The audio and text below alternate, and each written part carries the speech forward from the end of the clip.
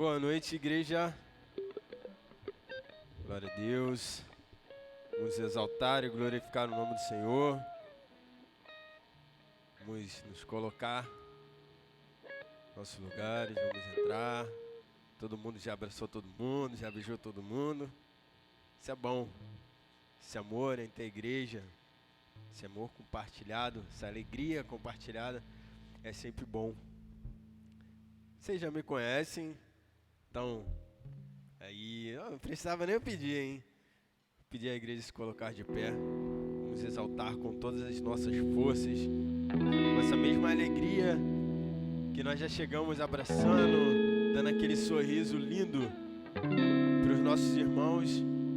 Com esse mesmo entusiasmo, nós vamos estar glorificando e exaltando o nome do Senhor. Amém?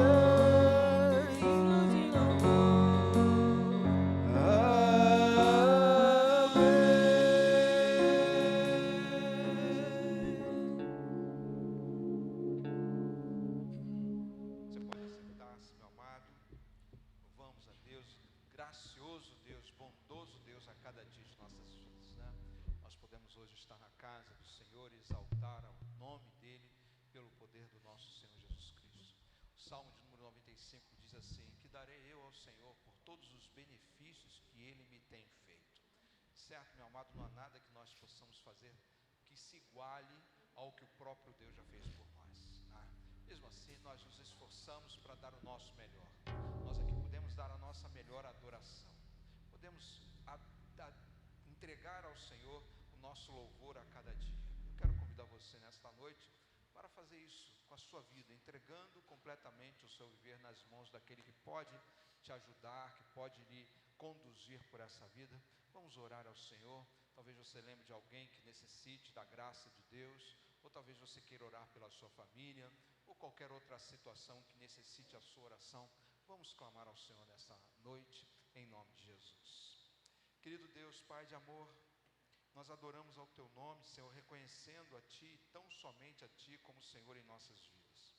Obrigado a Deus por cada momento, cada instante que nós podemos estar na Tua casa. Esse agora em especial, Deus. Que o Senhor possa ser exaltado, ser bendito e receber a nossa honra e o nosso louvor que fazemos aqui em nome de Jesus. Seja, Senhor, conosco e fale aos nossos corações de uma forma especial nessa noite, ó Pai, abençoando-nos em nome de Jesus. Por isso oramos para todos sempre. Amém. Da mesma forma, meus amados, nós vamos agora dedicar ao Senhor os nossos dízimos e ofertas. Se você está preparado, está decidido a fazer isso, vamos todos adorar ao Senhor. E durante o louvor, você traga o seu dízimo, traga a sua oferta e deposite no altar do nosso Deus.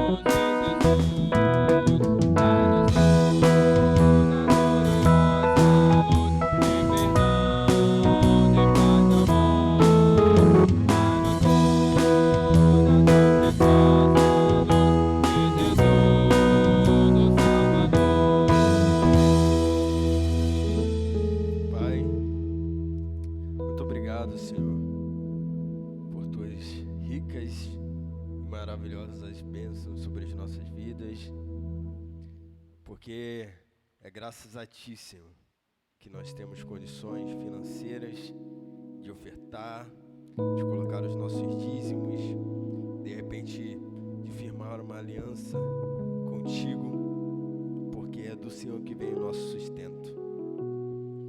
Apesar de termos nossos empregos, trabalho, mas o nosso sustento vem do Senhor, pois é o Senhor que abre as portas para cada um de nós.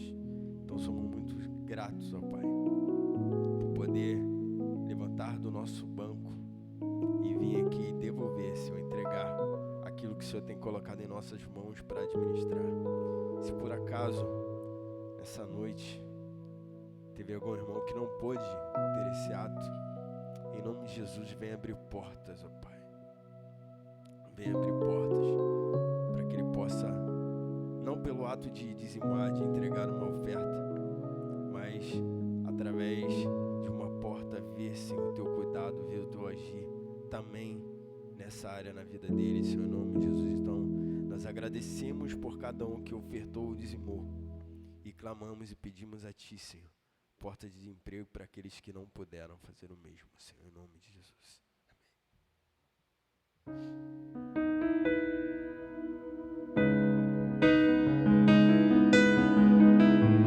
Vamos pedir ao Senhor Jesus que derrame da Tua glória, que derrame do Teu poder sobre as nossas vidas. Quero convidar vocês a se colocarem de pé. Então, nesse momento, nós vamos pedir, Senhor, derrama da Tua glória, derrama do Teu poder, me enche do Teu Espírito Santo. Abre os meus olhos, Pai, abre as minhas mentes, quebra toda e qualquer corrente que possa estar me aprisionando. Que a unção, que o poder e a glória de Deus seja sobre a vida de vocês.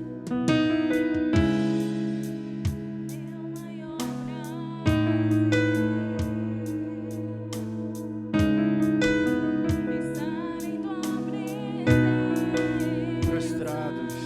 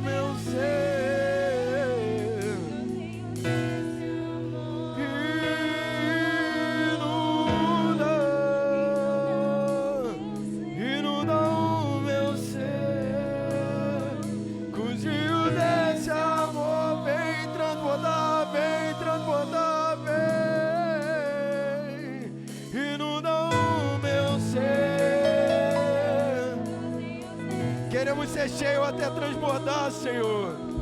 Peça. Inunda o meu ser. Os seus vasos estão prontos, Deus. Derrama do seu azeite, Senhor. Vem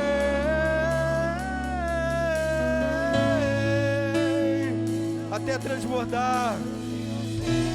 Até transbordar. Queremos ser cheios até transbordar, Deus. Vem, derrama da tua glória, Senhor. Derrama, Senhor, derrama.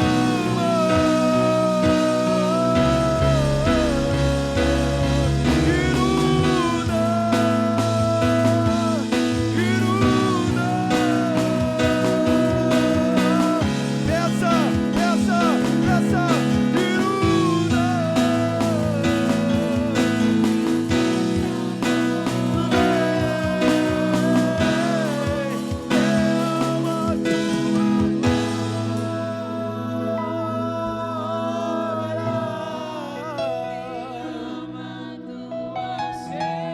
Até transbordar, Deus.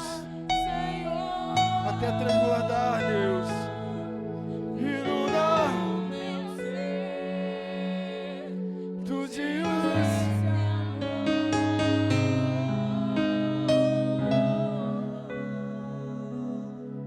Inunda o meu ser com dias desse amor. Glória a Deus. Glória a Deus. Que possamos ser realmente cheios até transbordar do rio, não só do amor, mas de todo o poder e glória de Deus. Amém.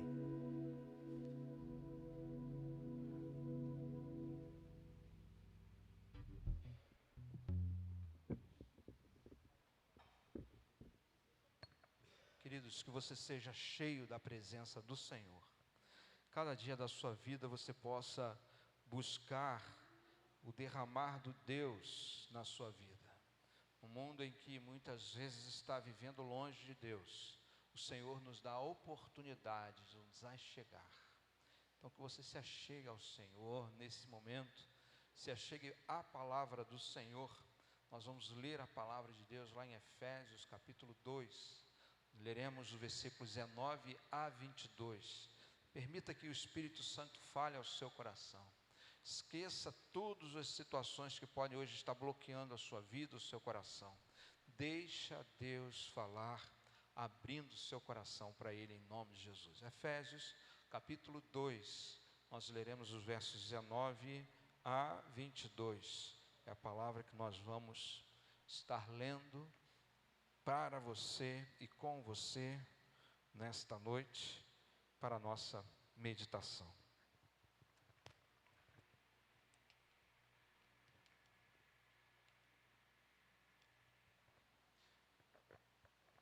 Diz assim a palavra: portanto, vocês já não são estrangeiros e nem forasteiros, mas são concidadãos dos santos, membros da família de Deus, edificado sobre o fundamento dos apóstolos e dos profetas, tendo Jesus Cristo como pedra angular, no qual todo edifício é ajustado e cresce para tornar-se um santuário santo no Senhor.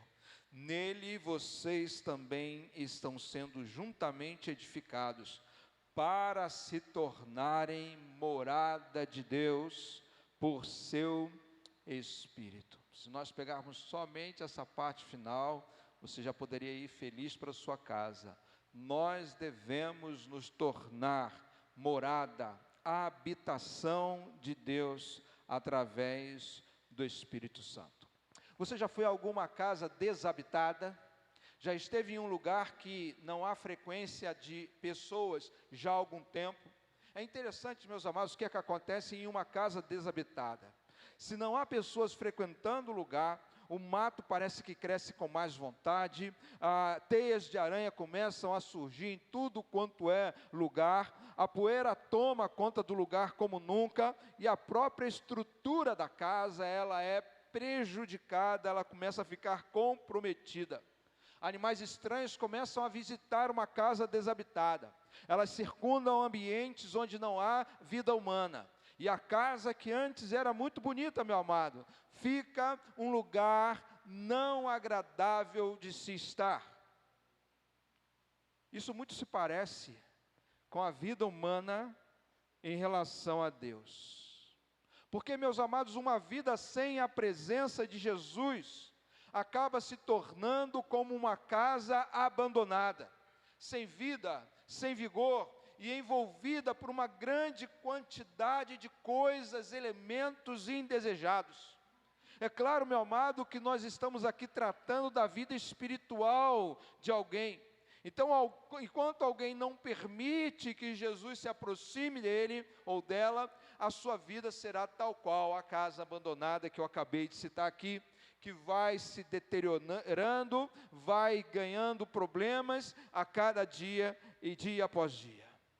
Mas quando alguém começa a compreender o significado do Evangelho, esta pessoa, meu amado, eu tenho a convicção que passa a viver, já não mais como uma casa desabitada, mas como uma casa frondosa, bonita, preparada, limpa e realmente muito melhor de se morar. Deus faz toda a diferença no coração onde Ele habita, onde Ele domina. De certo, meus amados, todos nós aqui nascemos com os nossos corações como uma casa abandonada. Não era para ser assim, de fato. No entanto, a natureza pecaminosa do homem tornou cada um de nós, desde o momento em que nascemos, exatamente dessa forma. Agora, apesar disso ser uma verdade bíblica, o Senhor espera que algo aconteça com essa nossa natureza de pecado e nos transforme dia após dia, para tanto eu quanto você, quanto qualquer pessoa na face da terra possa ser habitado pela presença do Senhor. Por isso eu afirmo novamente, meus amados, que Deus deseja habitar em nossos corações e para que isso aconteça, restaurações, mudanças precisam acontecer em nossa vida. E eu fico impressionado, meu amado, eu fico assim maravilhado quando a nossa vida ela é restaurada, reconstruída, refeita pelo Senhor. Como é maravilhoso ver um indivíduo sendo transformado à medida que ele vai avançando em sua caminhada cristã. Como ele vai deixando determinados hábitos que não fazem bem à vida humana e vão adquirindo outros hábitos agora que vêm dos altos céus para a nossa vida. Tal pessoa então vai sendo transformada. Vou usar a expressão aqui que usei no início. Antes aquela casa, aquele coração estava abandonado, mas agora com a presença de Jesus, ele começa a ser restaurado. E o nosso texto traz verdades importantes a respeito da vida humana em relação a Deus. No contexto geral, Paulo está se dirigindo aqui a pessoas que antes viviam as suas vidas sem Jesus, sem dar importância a Jesus, sem colocar Jesus em primeiro lugar nas suas vidas. Porém, eles um dia foram alcançados pela palavra da cruz, pelo Evangelho, pela graça do Senhor, e então eles receberam ao nosso Deus em suas vidas. No entanto, quando nós vamos ler esse texto de uma forma mais abrangente, uma forma mais completa, nós temos a impressão de que aquelas pessoas ainda não se tinham dado conta de que Deus habita no coração de quem por Ele é transformado. O comportamento daqueles homens e mulheres não parecia demonstrar que eles eram a habitação de Deus, que em seus corações estava a presença do Senhor a cada dia.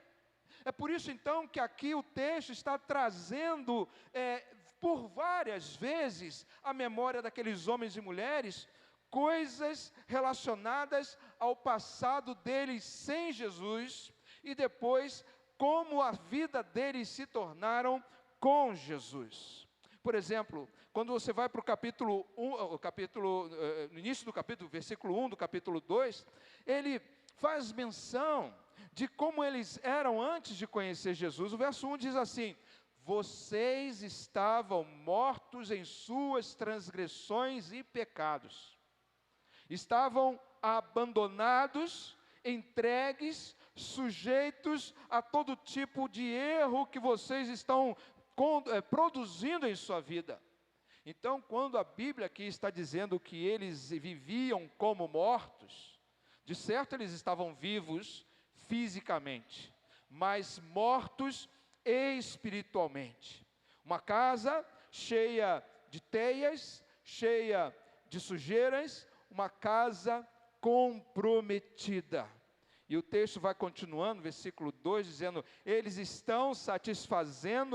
vocês estão satisfazendo as vontades da sua carne, seguindo os desejos e pensamentos. Como os outros, éramos por natureza merecedores da ira de Deus. Esse é o comportamento, meus amados, daqueles que ainda não experimentaram, que ainda não aceitaram, por alguma razão, o amor de Deus.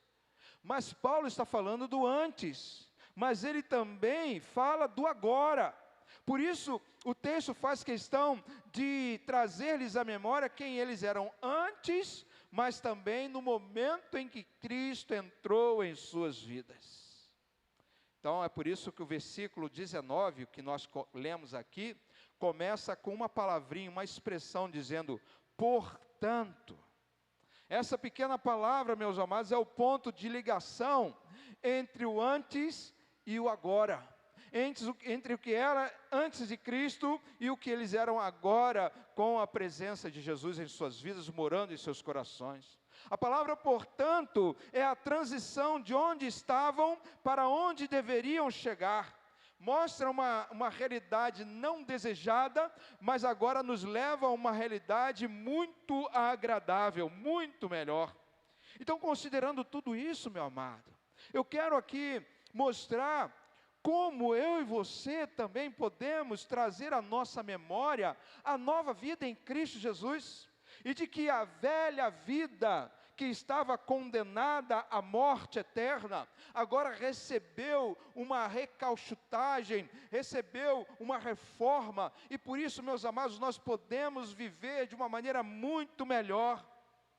Agora, para que isso aconteça, e o seu coração se certifique de fato que você é a habitação de Deus, meus amados, nós precisamos tomar postura em alguns assuntos. O primeiro deles é que nós devemos deixar para trás, definitivamente, deixar para trás a vida que tínhamos antes de conhecer a Jesus. Eu leio o versículo 19 para você.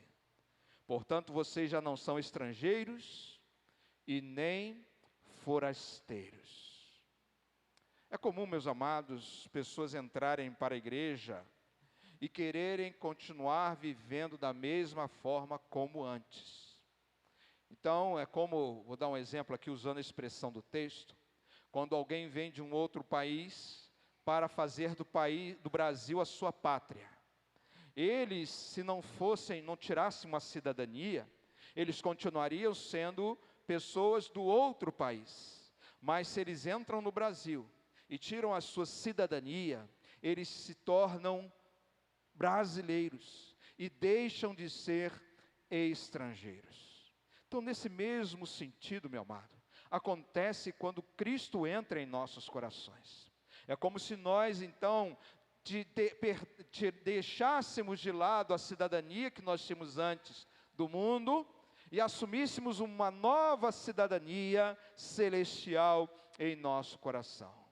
Por isso, quando nós vemos pessoas ficando na igreja, mas da mesma forma como antes, nós constatamos que não há transformação, nós constatamos que não há mudanças. E pior ainda é quando essa pessoa começa a viver a sua vida cristã com mudanças significativas até, mas depois ela não consegue mais avançar, ela não consegue mais dar um passo além, Ela diz, já está bom, eu já sou um crente que venho à igreja, eu já faço uma oração, eu já sei ler um pouco a Bíblia, e ela se satisfaz com isso. A sua vida, nesse caso, fica dividida entre o antes e o depois. Entre antes de ter Cristo e agora depois experimentando Cristo. E de certa forma, esta igreja aqui, meus amados, está demonstrando viver exatamente assim. E aí Paulo entra na história, Paulo entra no cenário, trazendo a memória deles, que as vidas deles mudaram. É como se Paulo sacudisse eles, olha aqui, vocês não são mais estrangeiros, vocês não são mais dominados pelo pecado, vocês não têm a sua vida dirigida pelo mundo. E aí logo no início do capítulo ele fala então aquela expressão que usei aqui há pouco, antes vocês estavam como mortos espirituais. Por quê? Porque costumavam viver uma vida sem um relacionamento com Cristo. Eles seguiam o andar e o comportamento da vida comum. Meus amados, nós não somos comuns.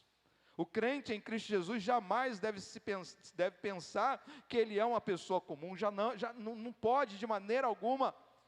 Aquelas pessoas comuns ou mundanas, elas só se preocupavam em satisfazer-se a si mesmo. E essas, meus amados, são apenas algumas tragédias espirituais que aconteciam ali naquela cidade. Mas conforme nós vamos avançando no capítulo, o autor vai usar a expressão, uma outra expressão, agora a expressão no entanto, para indicar uma mudança. Eu caminhava dessa forma, no entanto, Jesus entrou no coração, eu fui por aquela. É isso que a expressão no entanto quer dizer.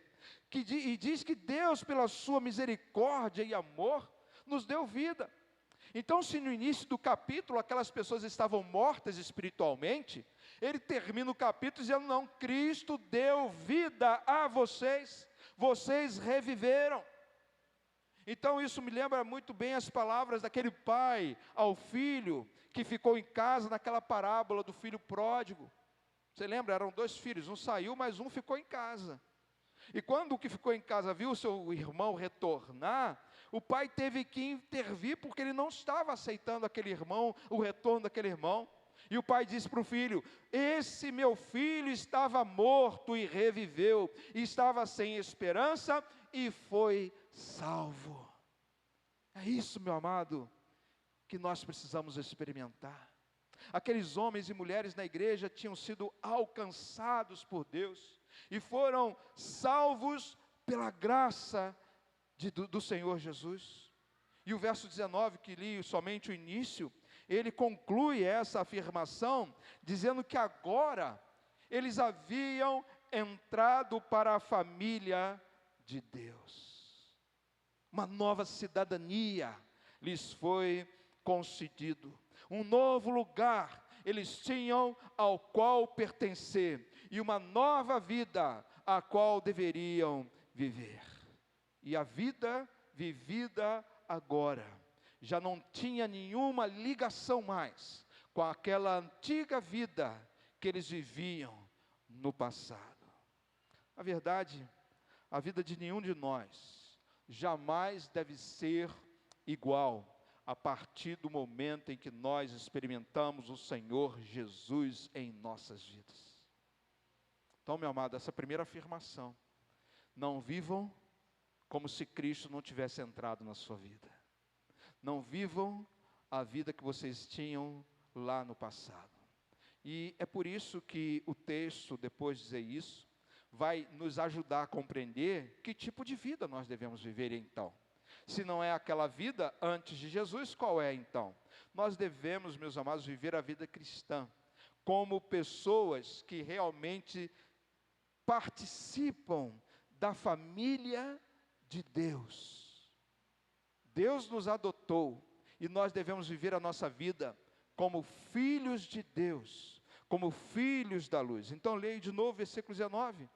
Portanto, vocês já não são estrangeiros nem forasteiros, mas concidadãos dos santos e membros da família de Deus. E o texto continua, versículo 20. Estão edificados sobre o fundamento dos apóstolos e dos profetas, tendo Jesus como pedra angular. Há duas expressões aqui importantes que nos ensinam como você deve viver a sua vida cristã. A primeira expressão diz que nós somos concidadãos dos santos. Ela é usada para demonstrar a nossa cidadania, como falei há pouco. O povo ao qual pertencemos, o povo de Deus. Aqueles homens aqui do texto, eles não eram judeus. E por isso, por não serem judeus, eles eram descartados naquele momento da história da cidadania divina. Eles tinham sido separados de um relacionamento com o Senhor, até o momento em que Cristo morreu naquela cruz, e abriu a possibilidade de todas as raças, tribos, povos espalhados em todo o mundo, pudessem crer nele. Jesus chegou à vida deles pela pregação da palavra do Senhor, e eles foram alcançados pela fé, e tinham agora todos os direitos, todos os privilégios do povo de Deus, de ser povo de Deus. Então, meus amados, quando Cristo entra no coração de alguém, Cristo aproxima tal pessoa da presença do Senhor e o insere em uma comunidade de fé, que é a segunda expressão que nós encontramos aqui. Se a primeira diz respeito à nossa cidadania divina, de Deus, dos santos, essa segunda expressão aqui, ela é usada para dizer a que família nós pertencemos. Ele usa a expressão, nós somos membros da família de Deus. Então é uma metáfora tirada da vida familiar, e que pressupõe uma relação mais próxima, mais íntima, uns com os outros. Você faz parte da mesma família que eu, nós fazemos parte da família de Deus. O amor de Cristo, assim, nos uniu nesta mesma família. Nós que somos tão diferentes uns dos outros, ou nós que pensamos às vezes tão diferente uns dos outros, e nós então somos aproximados para viver debaixo de um mesmo teto espiritual chamado a família de Deus. Então, enquanto a expressão concidadãos dos santos se refere a todo o povo de Deus espalhado por toda a terra, onde quer que creiam em Jesus, seja na China, no Japão, seja na África, todos são povo de Deus quando creem em Jesus. Agora, a expressão usada aqui aponta para um grupo mais específico de pessoas. Nós somos povo de Deus, mas esta igreja é uma família exclusiva do Senhor. Nós somos uma família específica do nosso Senhor, essa igreja local. E aqueles homens e mulheres ali em Éfeso, eles se sentiam como um peixe fora da água naquela igreja. Eles até poderiam entrar na igreja, mas se sentiam incomodados, mal, porque eles não se sentiam parte da família de Deus. Agora, seja por qual razão eles se sentiam afastados e viviam assim, nós devemos compreender, meu amado, que a família de Deus, ela gera intimidade entre os seus participantes, ela gera comunhão entre nós. Na igreja local é isso que deve acontecer. Nesse templo que aqui estamos frequentando, meu amado, é isso que deve ocorrer. Um lugar onde pessoas caminham juntas, onde pessoas fazem coisas juntas, onde nós aprendemos juntos e onde nós adoramos o mesmo Deus juntos. E se você for ver, essa sempre foi uma característica marcante da igreja do Novo Testamento, aquela igreja lá em Atos dos Apóstolos, um lugar onde havia o compartilhamento, onde havia a alegria, onde havia sinceridade, onde havia o perdão, onde havia a restauração. E era por isso que muitos se juntavam àquela igreja, porque ali havia uma atmosfera de proximidade, de abertura, de abraçamento, de fazer as coisas juntas. Eles se sentiam como se fossem de fato uma grande família. Eu não sei se você se sente assim aqui. Eu gostaria muito que você se sentisse aqui como nós fôssemos, apesar dos nossos defeitos e lutas, uma grande família a família de Deus. É assim que nós devemos viver. Viver como pertencentes à família de Deus. Mas em seguida, meus amados, nós somos conduzidos a uma terceira expressão, encontrada agora no versículo 22. As duas primeiras se encontram no versículo anterior, 19. Agora, no versículo 21, nós encontramos uma outra expressão que eu digo para você qual é. Ela diz que é santuário do Senhor. Ela nos leva a afirmar que cada um de nós, quando recebemos a Jesus no coração, passamos a ser santuário do Senhor. Deus mora no coração transformado por Jesus. Olha o versículo 21. No qual todo edifício é ajustado e cresce para tornar-se um santuário santo no Senhor. É por isso então que nós podemos afirmar que a igreja é um santo templo em construção. Um templo onde Deus habita. É lógico, meus amados, que essa expressão, uma expressão vinda do Antigo Testamento, quando o templo representava a presença de Deus entre aquele povo naquela época. Naquela época a Bíblia diz que o Senhor ali habitava. Muitos judeus iam ao templo por ser a morada temporária de Deus na terra. Vários textos dizem que Deus então descia do céu e fazia morada entre o povo aonde? No templo. Caravanas enormes saíam de várias cidades em todo Israel e até fora dele, para irem em Jerusalém, para adorar a Deus no templo. Mas com a vinda de Jesus, é o nosso coração que se tornou, que passou a ser a sua morada. 1 Coríntios, no capítulo 6, versículo 19, fala: acaso vocês não sabem que o corpo de vocês é santuário do Espírito Santo que habita em vocês? A pessoa, quando crê em Jesus, passa a ser a habitação de Deus, ter a habitação de Deus em seu coração. Então, meu amado, é assim com você. Para onde você vai, você está carregando Jesus, você está carregando o Espírito de Deus. Não importa onde você esteja, ali está o Espírito Santo.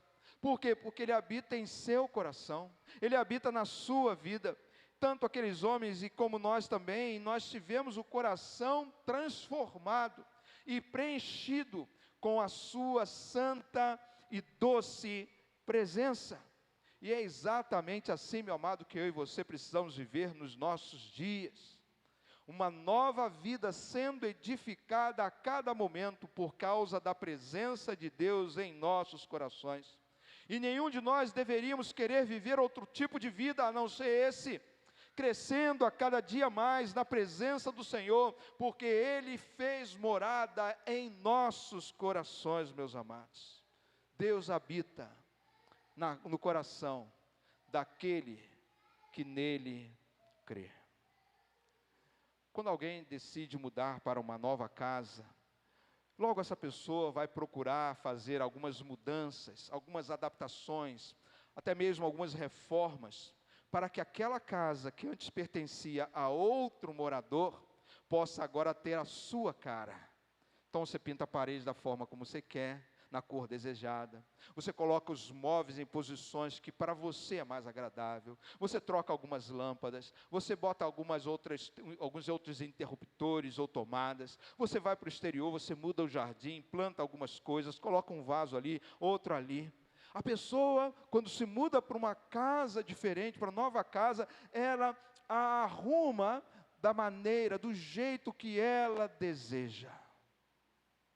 Agora vamos falar de Jesus. Jesus decidiu habitar no seu coração. A sua casa é o seu coração. Vai acontecer a mesma coisa. O que vai acontecer? Jesus vai dar uma nova aparência ao seu coração. Jesus vai começar a fazer mudanças em nossa vida. Vai trazer novas expectativas. Vai inserir novos comportamentos. Vai tirar algumas coisas e colocar outras dentro de nós. Por quê? Porque Ele deseja habitar, Ele é o habitante, não somos nós, Ele vem a nós, Ele é o morador, e Ele faz a adaptação que acha necessária que seja feita em nós. Então é por essa razão, meus amados, que nenhum de nós deveríamos querer viver como vivíamos antes de Jesus. Nosso passado certamente faz parte da nossa história, nós não temos como esquecer as coisas que aconteceram antes de aceitar a Jesus, porém nós não devemos viver como antigamente, como se nada tivesse acontecesse em nossa vida. Qualquer pessoa que vive sem Jesus, meu amado, e está morta espiritualmente, não é isso que Deus quer para nenhum de nós. É por isso que ao aceitar Jesus, nós vamos prosseguindo cada vez mais, mudando a nossa vida, a fim de tomar a forma que Deus deseja que nós tomemos. Agora, uma verdade precisa ser dita para todos nós. Quantas vezes, meus amados, eu vejo crentes querendo viver como incrédulos. Quantas vezes eu vejo um cristão querendo viver como a sua vida do passado, antes de Jesus. Eu quero dizer para você que essa é uma tentativa inútil em tentar misturar aquilo que é sagrado com o profano. Essas duas coisas, meus amados, não se misturam.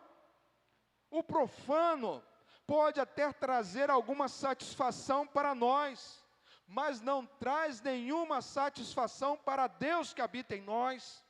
Nós podemos sentir prazer em algumas coisas que sentimos no passado sem Cristo e queremos mantê-la em nossa vida, mas isso, meu amado, jamais satisfará a Deus. E a minha pergunta vai para você agora diretamente: será que você não tem agido assim em alguma área da sua vida? Tentando combinar aquilo que é sagrado com o profano, o certo com o errado, o erro com aquilo que não deve ser feito? É assim, meus amados, que muitas vezes você tem agido. O Senhor mudou a nossa história, meu amado. Ele ofereceu vida a todos nós e devemos crer, portanto, que porque Ele nos deu uma nova vida, a nossa vida precisa mudar também.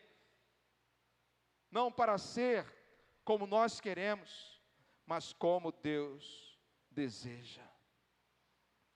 Então não é só mudar, mas é demonstrar que agora Cristo habita de fato no seu coração. Pense aí, quais são os seus comportamentos que a Bíblia não condiz com a Bíblia? Quais são? Eu não estou dizendo isso para você ficar trazendo culpa ao seu coração, não. É para que você possa se libertar dessas coisas, porque Cristo lhe oferece uma vida muito melhor, a qual muitos de nós estamos abrindo mão, para viver aquilo que não deveríamos viver. A consequência de ter a casa arrumada por Deus, o coração preparado por Deus, a mudança feita por Deus, é a nossa integração à igreja, é a nossa participação na igreja. Lembre que eu falei que a igreja local é a nossa família espiritual. Infelizmente, a visão de família hoje tem deixado os seus valores de lado. Não dedicamos tempo suficiente à família e, consequentemente, também não temos dedicado tanto tempo assim à família cristã, à igreja de Jesus. Muitos de nós temos até, meus amados, desprezado o valor da igreja de Cristo. E quando isso ocorre, meu amado? Ocorre todas as vezes que colocamos a igreja em segundo plano em nossas vidas. Todas as vezes que tudo é mais importante do que a igreja. Tudo é mais prioritário, tudo é mais urgente, tudo é melhor do que a igreja, e você segue por esse caminho e abandona a igreja. A igreja não pode ser, meu amado, um lugar em que você frequenta de vez em quando, não deve ser um lugar que você vai quando você está sentindo alguma dor, não, você deve estar sempre frequentando a igreja de Jesus, porque ela é a sua família espiritual, e quando nós não assim fazemos, nós também não absorvemos os ensinos e as doutrinas que vêm através da igreja. Abrimos novamente, mão do sagrado, para tomar posse do profano. Acontece, meu amado, quando nós, usando a expressão que encontramos naquela mesma parábola do filho pródigo, nós nos comportamos quando as vagens dadas aos porcos é melhor do que o banquete que Jesus lhe oferece. Você prefere estar na mesa onde se come aquilo que não se deve comer, se bebe aquilo que não se deve beber, vive como não se devesse viver e abre mão daquilo que Deus preparou para você. Ou usando talvez uma expressão do Velho Testamento, quando as lentilhas são melhores do que o amor do Senhor.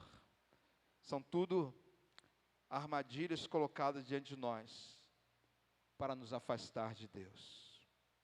Meus amados, abandonem esse tipo de comportamento mudando, que insiste em continuar em sua vida.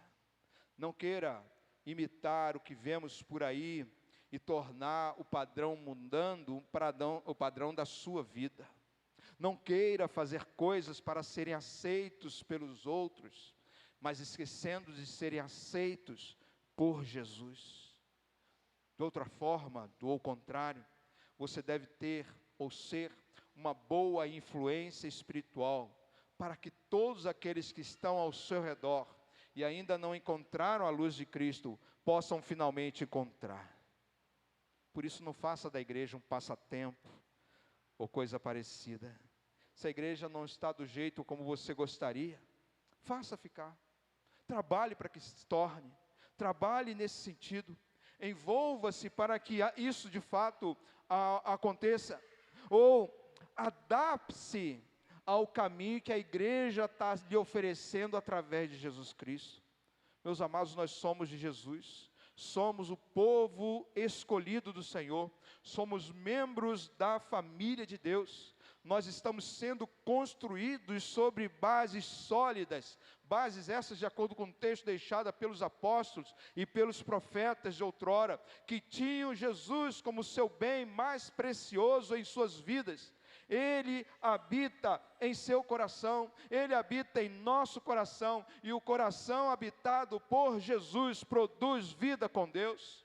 É por isso que eu quero desafiar você, esta noite, meu amado, a deixar a sua vida passada de lado, e a ser reconstruído pelas mãos do próprio Deus, que a sua vida seja um lugar onde todos possam ver a presença manifesta de Jesus, porque Ele habita em seu coração, meu amado.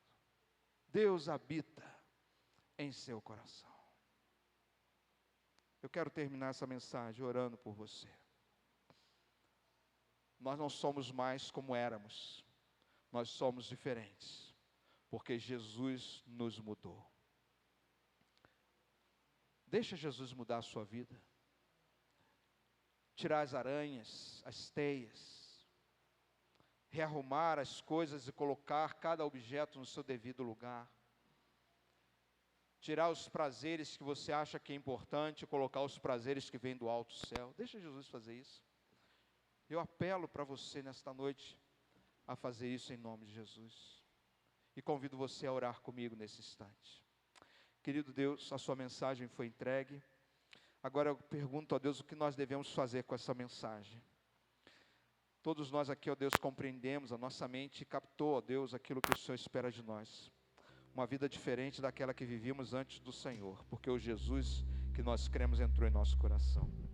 Que possamos então viver dessa forma, Senhor, abandonando todos os comportamentos errados e vivendo para honrar e glorificar o Teu reino, a nova vida em Cristo Jesus. Obrigado por cada pessoa aqui, que elas recebam essa palavra com alegria e com determinação e possam aplicar em suas vidas em nome de Jesus. Amém.